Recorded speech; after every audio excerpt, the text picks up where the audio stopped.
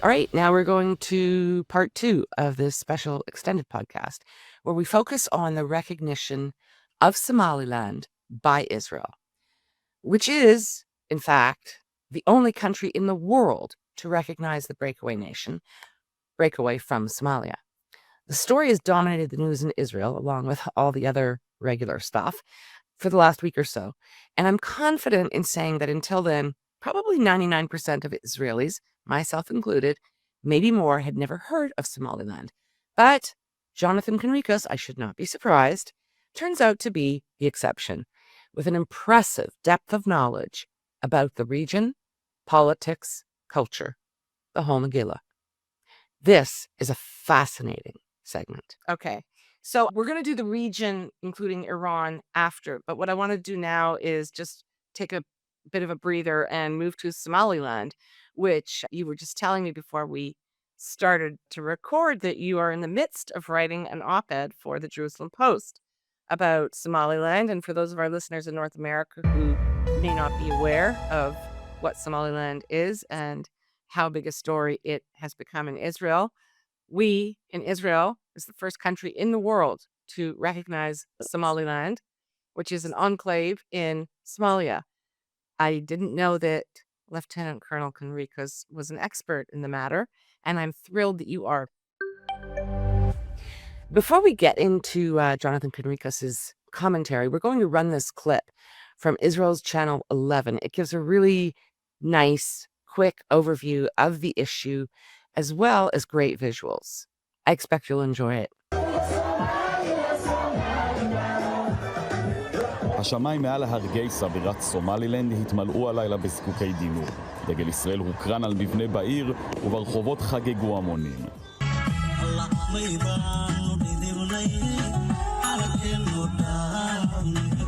אחרי יותר מ3 עשורים של המתנה, סומלילנד מקבלת את מה שחלמה עליו, הכרה רשמית ממדינה ראשונה בעולם החברה באום, מדינת ישראל.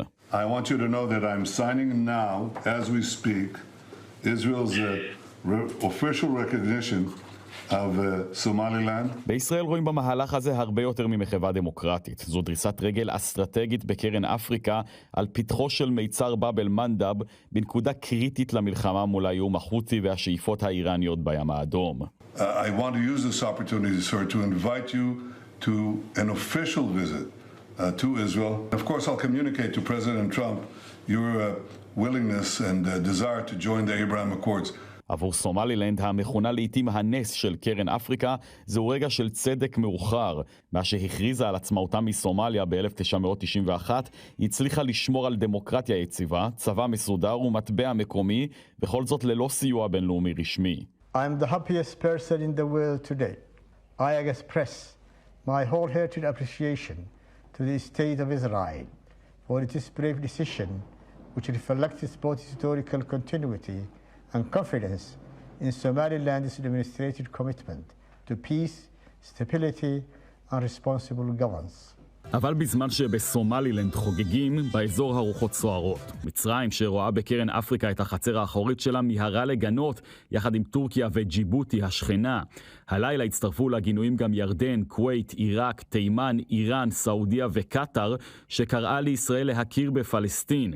סומליה, שבתחומה נמצאת סומלילנד, טענה כי זוהי פגיעה בריבונות שלה. סומלילנד לעבונסרי, waxay nagu tahay dhaawac weyn ay nagu tahay mana ogolin mana ogolaan doono Soomaaliyana dhulka iska leh ee malaha maxuu ay Soomaaliland wax Soomaaliland la yiraahdana ma jiraan. ההד הגיע גם לעזה. חמאס פרסם הודעה שבה נאמר שההכרה בעצמאות סומלילנד מהווה תקדים מסוכן. בארגון הטרור ניסו לקשור בין ההכרה לבין הדיווחים על תוכנית ישראלית ליישוב פלסטינים בסומלילנד.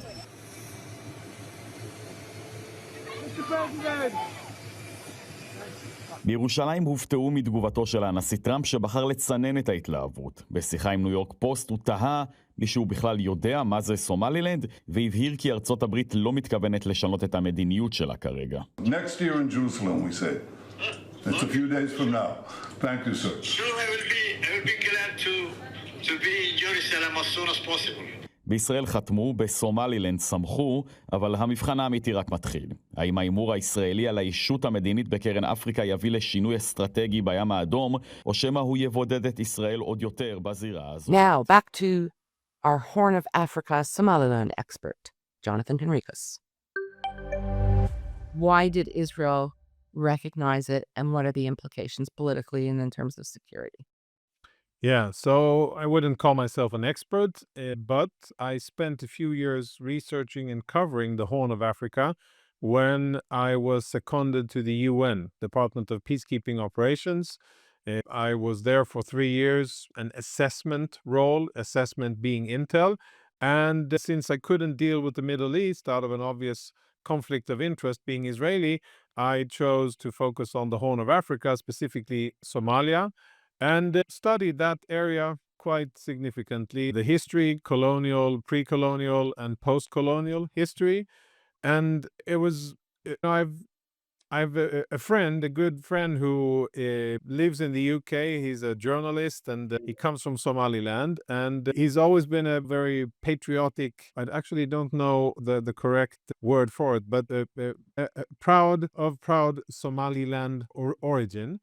And he's always been favorable towards Israel, and we've always spoken about which country will be the first to recognize Somaliland, when will it happen, and why hasn't it happened so far.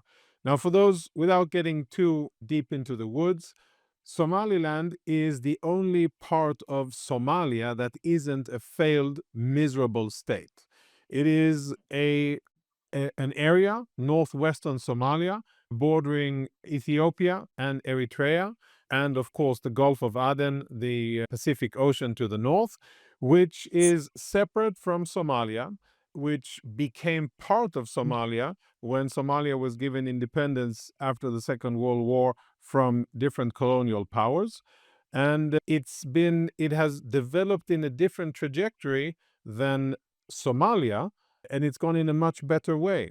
It has adopted its own currency, its own military, it governs its own territory, holds elections, fairly regular, foreseeable elections that are relatively transparent and not corrupt, definitely by African standards, very good. And where the level of violence is extremely low in comparison to the region, and where there is no or very little jihadi Islamist presence. Now, Somalia is another pet project of the international humanitarian industry. It's a country that receives tremendous international aid, and where there are lots of international interests and interference and presence in Somalia.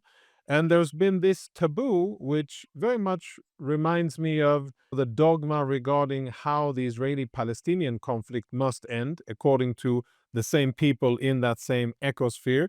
It must end with a two-state solution, and it must end with full Palestinian self-determination. And with Somalia, it's been kind of different, where for many years, the area that has been supported by the world has been an example in failure, in misgovernance, in corruption, in violence, in a fertile breeding ground for jihadi extremist elements. Al-Shabaab is the local flavor, basically an offshoot of Al-Qaeda, but homegrown and Somali.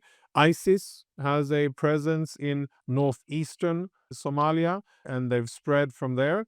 And it's really a miserable place, ranking either last or just before last in almost every human index that there is. And yet, even though Somaliland has, through hard work, diligence, and strategic leadership, paved a different path for themselves, the world kind of forces the union of the two areas to be together. That's the backdrop of it. What Israel did was, I think, to rattle a few cages.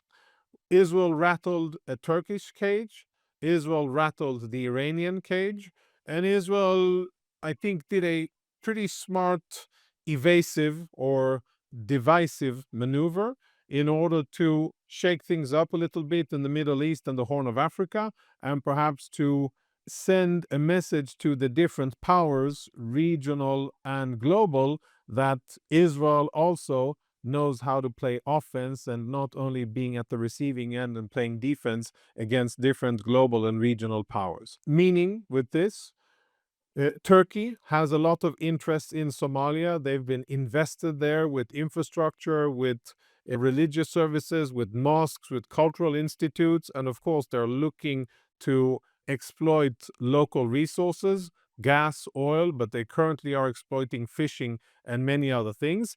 And they believe that they own that area, and that is a Turkish sphere of influence that no one else should interfere with.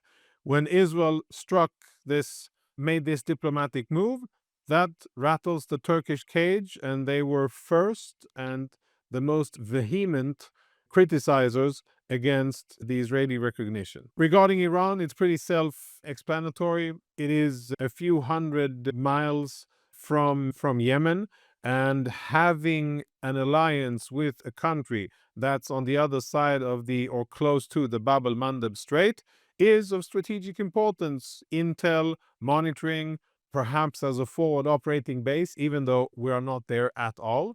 But it could implicate that Israel would have the ability to do so in the future. So with regards to the Houthis, with regards to Yemen, and implicably to Iran, it obviously is a kind of an arrow in that direction. Interesting to see is that a lot of countries and a lot of organizations, the EU, the Arab League, the Coalition of Islamic Muslim countries, and the African Union condemned the Israeli recognition, but one country was missing, and that's Ethiopia. Ethiopia is probably in on the deal here, and I think that they will be looking to establish what they need very dearly, and that is access to the sea, and that they will be part of some agreement where if Somaliland becomes a country, they will get access to the port of Berbera, and that'll be a very important strategic win for Ethiopia. Up until now, they have said absolutely nothing, that they're still studying the Israeli move. One minister kind of went off script and said that it was a bold or a very meaningful diplomatic move, and then he retracted the tweet. But other than that, Ethiopia hasn't said anything, which I translate into strong support. They just don't have the political stomach and capacity to go out and say, because they are an important part of the African Union. Now, to summarize, and what this means, one could read a lot of things into it, and one could say that this is a very bold strategic move that does this and that and destabilizes and offensive, etc. Currently, I think that we should adopt a more minimalist interpretation of what Israel did. I would look at it as a little bit more as a diversion, as a way of indicating to Turkey that we can play in the big boys game as well. I would think that Israel, in 1 week, Israel had a big photo op of joint defense deals and the sale of arms with the Cypriot and the Greek authorities. And then just a few days after, recognizing Somaliland, both from a Turkish perspective are very spiteful activities by Israel. And I think that was an important part of it. And where I am looking at in the future is Israel doesn't have a strong track record of nation building, regime changing, foreign influence, building bases, and having that kind of footprint. Historically speaking, we're too small, overburdened with so many challenges close to home. We simply don't have the time and resources to be projecting bases and forces far away, because we are overwhelmed with the amount of trouble that we have along our borders. Having said that, there may be a bit of a change in Israeli thinking, and if the following thing, which I will just say in a moment, if that happens, then I think we'll see a different Israeli strategy. If Israel will do something similar, official and diplomatic, with other ethnic minorities or disputed areas in the Middle East, for instance, the Kurds, then it would become a more interesting thing, or with the Druze in Syria. And I think that's where that's what I'll be following. If this is just a one-off as a diversion and as a poke in the Turkish and Iranian eye, or whether Israel is now going to pursue a different strategy of coalition building, of reaching out, and by trying to drive diplomatic, real-world change in the area, in the Middle East, by just acknowledging reality. Somaliland, from a very basic and real perspective, they met all the criteria for independence in terms of territory, governance, military, and on top of that, language and even currency. They had all that before, so according to what qualifies as good enough for being independent, Somaliland did that. But the Druze in Syria, the Kurds in Syria, Turkey, Iraq, and Iran, those are interesting prospects, and Israel can perhaps shake things up a bit if it pursues the same kind of path of thinking. That's fascinating. I hadn't, frankly, considered that. I'm going to anoint you right now, however, in spite of your modesty, an expert on Somaliland, having spent 3 years. And given what I just listened to, I don't think that there are a lot of people out there who know quite as much about Somaliland as you seem to. So I just want to make the point, apropos your sort of wrap there, that I think is not well understood. There are 23 million Kurds. It's a lot of Kurds. And yes, they're dispersed over a large area, but it's quite concentrated as well. As you mentioned, Syria, Iraq, Iran, Turkey, but 23 million. And they're strong militarily, and they have a very strong and fierce identity and have aspirations for independence as well. So I think that's going to be interesting to watch, particularly, of course, as always, with respect to Turkey. You made the comment that at one point you said if Somaliland becomes a country. Having said that, I just have to kind of point out the irony that Israel has recognized it as a country, correct? Yeah, Okay. Israel has done so, but I mean, the fact that Israel recognized it doesn't mean that it now is a country. Why do you think no one else in the world has recognized Somaliland? I think inertia, the UN-led humanitarian industry, Right. canonized the borders of Somalia and said, this is a pet project of ours, and this is how it's going to be. Never mind reality on the ground. Never mind that Somalia is tremendously corrupt, mismanaged, rife with criminality, abhorrent track record of abuse, terrorism, crime, and horrible things. Like, again, the worst of the worst. They compete with places like northern Nigeria and Niger, where Boko Haram took hold, Afghanistan in the worst days during and before the war, and in Somalia. Those are their peers, so very bad. And there's this thing, and I think it is relevant to the Israeli-Palestinian conflict. There's the trodden path, which was given a goal many decades ago, and the system in general doesn't like, or probably doesn't have the muscle or the ability to stop, evaluate, and ask itself, are we doing the right thing? And is the goal that we're pursuing, is it the right one? And what Somaliland said, we're trying to say for many years, is, why are you working against us? We're the good guys. We have a high level of women's rights and minority rights, according to cultural norms in the Horn of Africa. We have elections, democratic elections. We have governance. We have stability. We're not dependent on international aid. We do all of these Right. good things, and instead of supporting us for being good, for working hard and not being dependent on international aid, what you guys are doing, the international community and the UN-led industry, you're punishing us, and you continue to force feed Somalia and to marry us at the hip with a failed state. We don't want to be part of the failed state. We actually never were. We were married to it artificially at the end of colonial rule, and we don't want to be part of them, even though we share language and culture, etc. And I think it rings familiar. It rings familiar to our conflict, where there is the dogma of how our conflict must end. And the businesses, the international humanitarian organizations, the UN, and many countries are one-trick ponies, single-minded, and have a very clear and binary understanding and definition of how the conflict must end. 30, 40 years we've been trying to get it to end this way. Two-state solution, Oslo Accords, swapping land for peace, etc., recognition. It isn't working. And it wasn't working in Somalia, different story, but it isn't working here. But still, I think the international system shows how unflexible, how rigid, and how committed, in a bad sense, it is to a solution, even when it is empirically clear that, unfortunately, that solution isn't working. Yeah, it's a bit worn and tired, the two-state and the approach. It's what we would refer to in Hebrew as Rosh Katan, I think. It's kind of very simple-minded. I would call it Rosh Katan. It's parochial, it's small-minded, and it's stuck. It's Yeah, a I would stuck. call it. I What would would you call it call it? Rosh Bakir.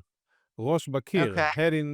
head butting the wall, which is an Israeli Okay. term for being pig-headed, stubborn, and stupid.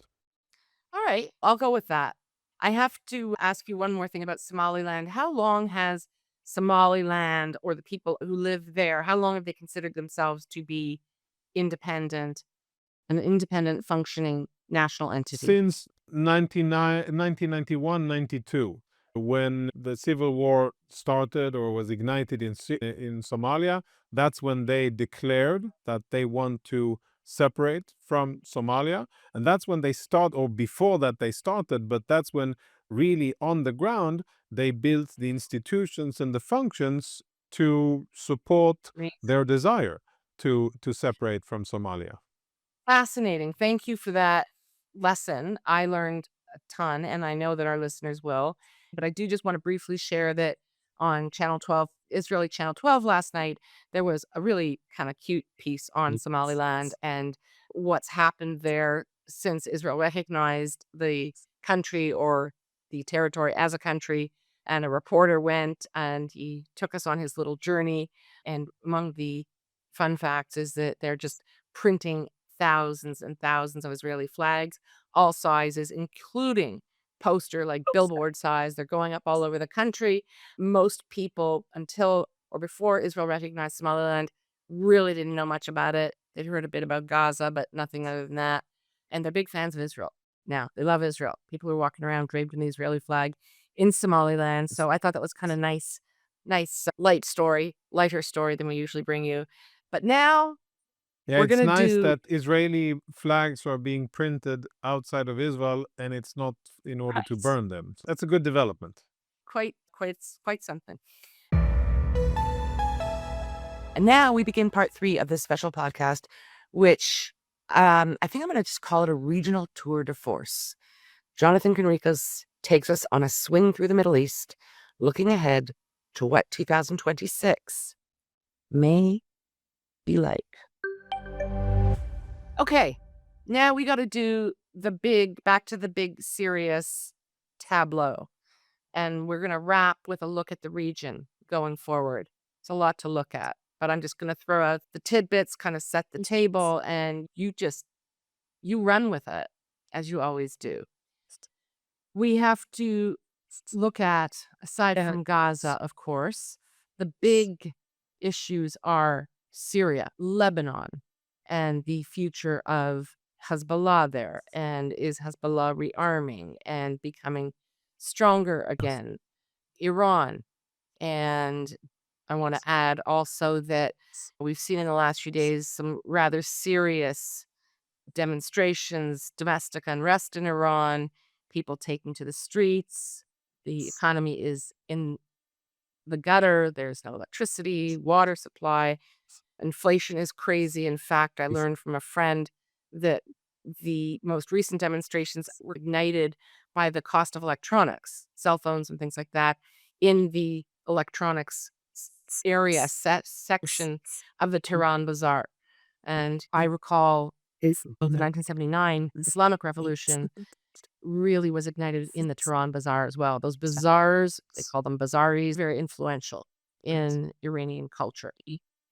So we have these demonstrations in Iran, and of course, people are speculating that if Iran is confronted with sustained and serious ongoing domestic unrest, that one really effective way to deal with that would be to possibly attack Israel, or at least start beating the drums, because that would kind of distract and deflect attention.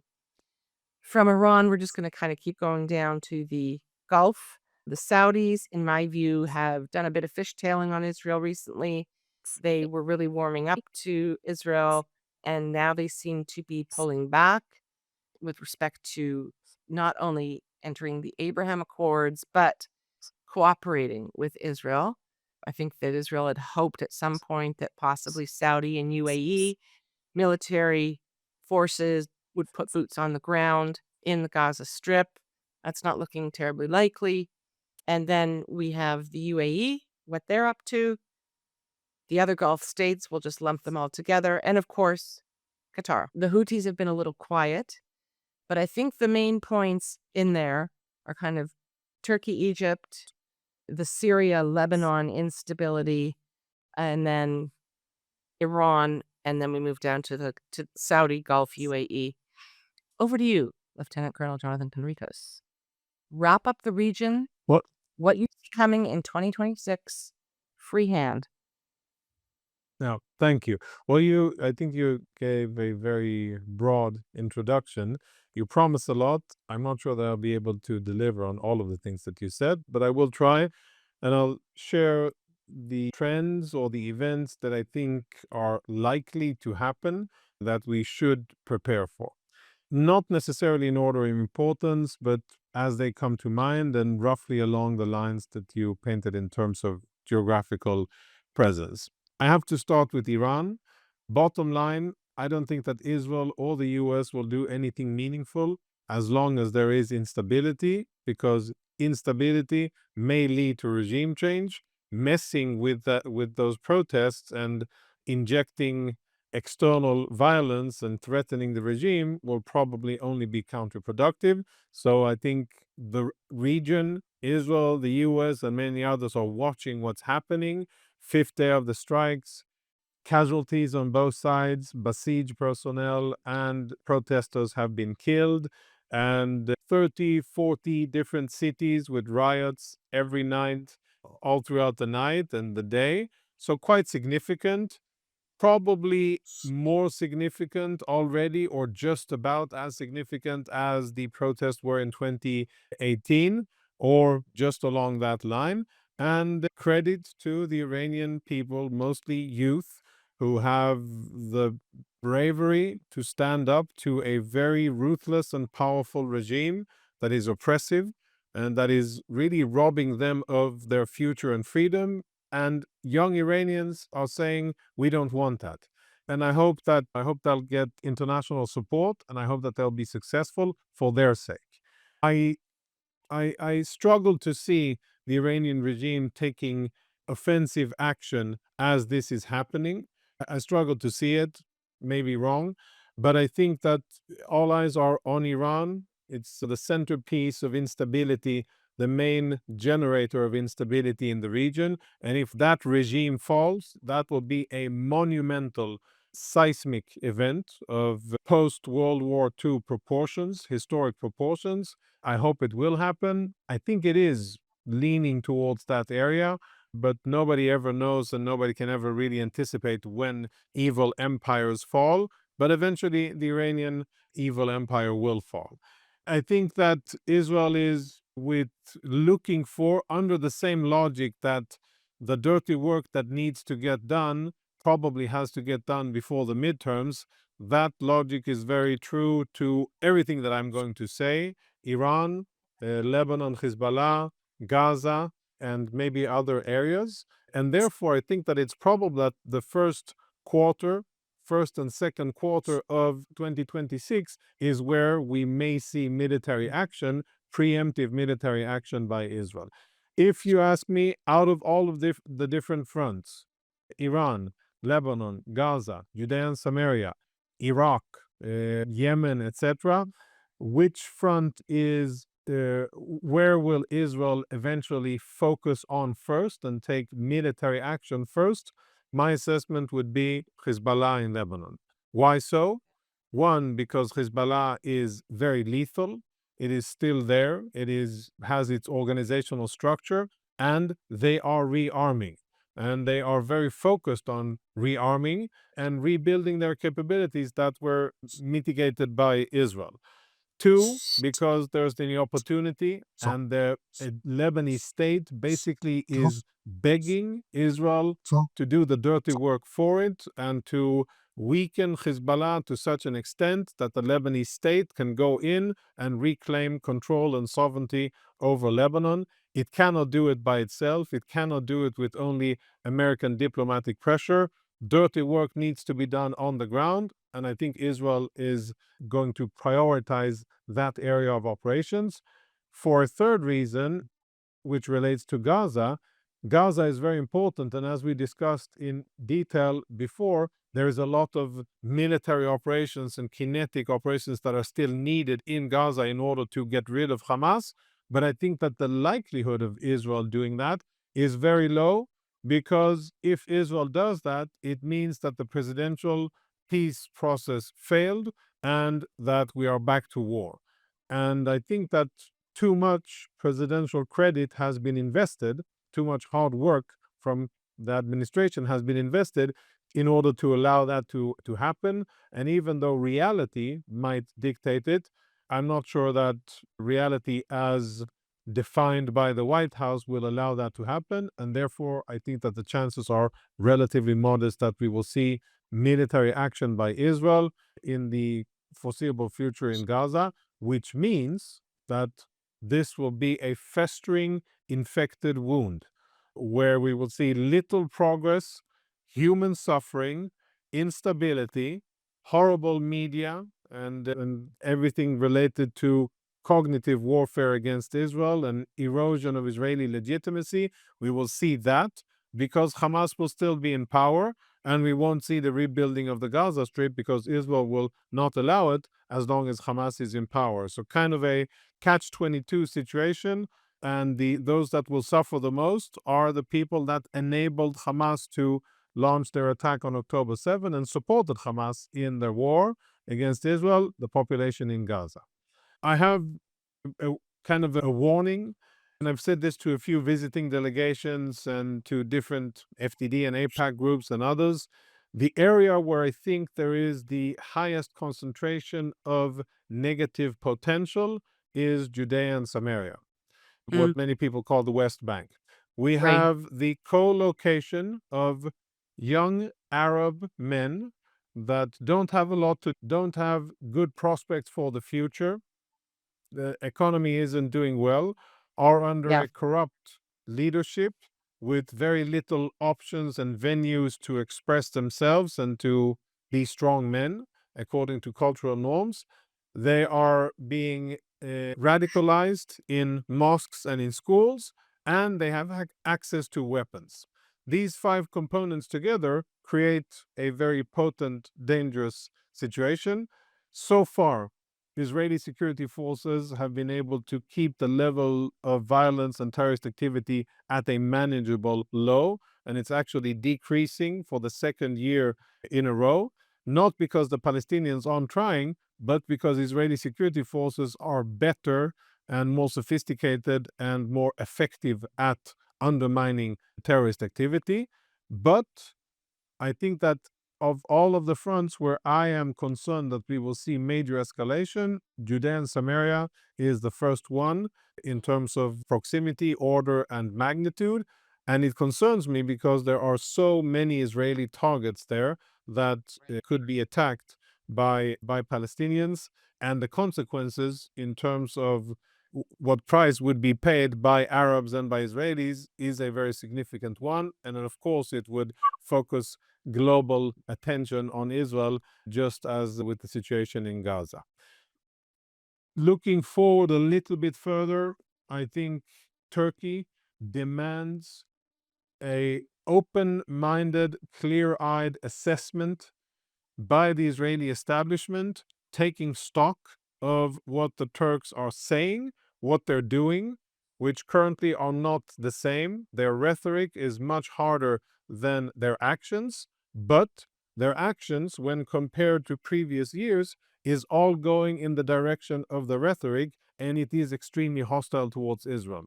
Just for clarity, the Turks define Israel as a threat to their national security, and they are openly saying that they want to acquire advanced technological military capabilities like Typhoon fighters and F-35s in order to achieve parity with Israel, meaning that their enemy reference point is Israel. That is a very dangerous development. Israel so far has refrained from addressing Egypt in that sense. And I think that there is room to reevaluate that, because Egypt is building capabilities that, from a military perspective, are getting very close to Israeli capabilities. Speaking in terms of naval power, Turkey has a significant advantage in terms of quantity and firepower when it comes to the Navy. Air Force, Israel still enjoys a significant technological edge. I'm not speaking about the human component here. I have no doubt that Israeli pilots are best in the world and all others are a distant second. But in terms of their combat experience and their ability to use the advanced tech that they have in the most proficient way, and Israeli pilots also with the most experience, real world experience. But when you look at the hardware, and hardware is important, Turkey is equipped with a lot of advanced weaponry.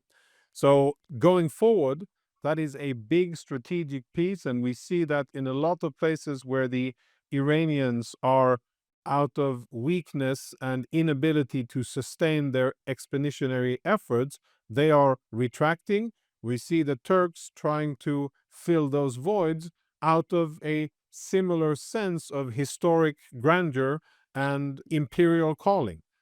The Turks Mm-hmm. want to reinstitute the Ottoman Empire. They're saying it very clearly. It is said by military officials, by political officials. The old Sultan Selim I is used as a reference by Erdogan, and he is saying we are the grandchildren of Selim I, and we will reinstitute the Ottoman Empire. What that means is that the Levant, obviously Israel, Lebanon, Syria, Jordan, most of Saudi Arabia, parts of Egypt, they should be under Ottoman rule, Turkish rule. And it's not just lip service. And I think that strategically speaking, big picture speaking, Israel needs to really focus on this and have a clear conversation that isn't escalatory and doesn't seek to destabilize, but seeks to contain and minimize friction. But sometimes, and we've seen this in military history, the best way to prevent a war is by building strength and indicating to the other side that going to war with you isn't going to be useful for them. So I think we have a lot on our plate in that sense. To summarize, I would say that Israel has, I think, the Israeli military and Mossad together have accomplished some quite amazing accomplishments over the last year, and really shown and exposed the paper tigers around us, specifically Iran, but not only. And what I would hope to see in 2026 would be the translation of military achievements into lasting political and diplomatic agreements that Israel can use for generations to come. We're not quite there yet. I hope that the government will be able to do that act of statesmanship and basically translate military achievements into political achievements.